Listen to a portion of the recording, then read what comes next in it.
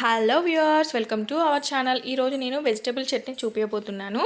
ముందుగా వేయించిన పల్లీలు మరియు వేయించిన సోరకాయ, బీరకాయ, దొండకాయ ముక్కలు, అలాగే వేయించిన పచ్చిమిర్చిని తీసుకోవాలి. ఇవన్నీ దోరగా వేయించుకొని పక్కకు తీసుకోవాలి. మీరు సోరకాయ, బీరకాయ తినని వాళ్ళకి ఇది చట్నీ చేసుకొని తింటే చాలా చక్కగా తినచ్చు. తర్వాత కాసింత ఆయిల్ పోసుకొని టమాటా ముక్కలను కూడా వేసుకోవాలి. తర్వాత కొద్దిగా కొత్తిమీరను కూడా వేసుకొని వేయించుకోవాలి.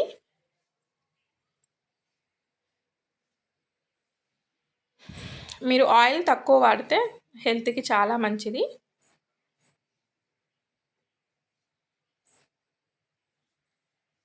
మీరు ఒకే ఆయిల్ కాకుండా ఒక్కొక్కసారి ఒక్కొక్క ఆయిల్ని మార్చి వాడితే చాలా హెల్తీగా ఉంటుంది. ఫ్రీడమ్ సన్ఫ్లవర్ కర్నూల్ ఆయిల్ అలా. నెక్స్ట్ మిక్సీ జార్లోకి వేయించిన పల్లీలను మరియు వేయించిన సోరకాయ, బీరకాయ, దొండకాయ, పచ్చిమిర్చి ముక్కల్ని వేసి బాగా రుబ్బుకోవాలి.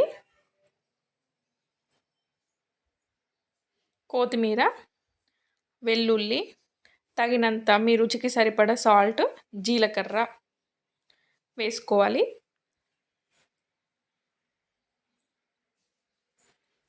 ఇవన్నీ వేసుకొని బాగా రుబ్బుకోవాలి. మిక్సీ ఇలా అయిపోయింది. ఇందులోనే మనం వేయించి పక్కకు తీసుకున్న టమాటా ముక్కలను కూడా వేసుకోవాలి.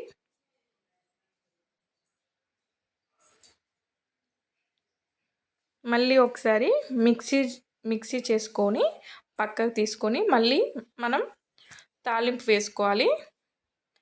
సరిపడా నూనె వేసుకొని అందులో కాసిన్ని ఆవాలు వేసుకోవాలి. ఇవి కాస్త వేగాక జీలకర్ర,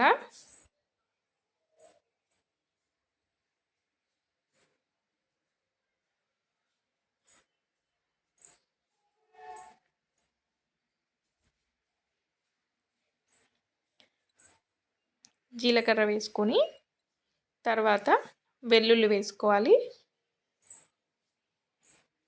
వెల్లుల్లి హార్ట్కి చాలా మంచిది. దోరగా వేయించుకొని తింటే, మరీ ఎక్కువ కాకుండా నార్మల్గా వేయించి తింటే హార్ట్కి చాలా మంచిది. తర్వాత ఎండుమిర్చి వేసుకోవాలి.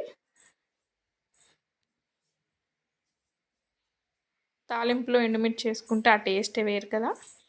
సో మేము ఇక్కడ ఇది వేస్తున్నాం. తర్వాత కరివేపాకు కూడా వేసుకోండి.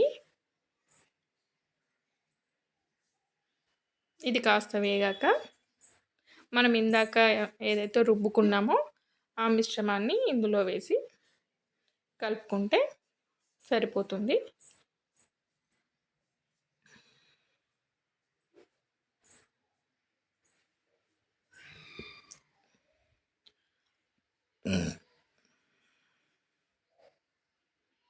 ఇందాక వేసుకున్న పేస్ట్నంతా ఇందులో వేసుకున్నా. ఇది మీకు దోశలకు కానీ చపాతీకి కానీ చాలా టేస్టీగా ఉంటుంది అండ్ హెల్తీ కూడా. Like, share and subscribe. Thank you.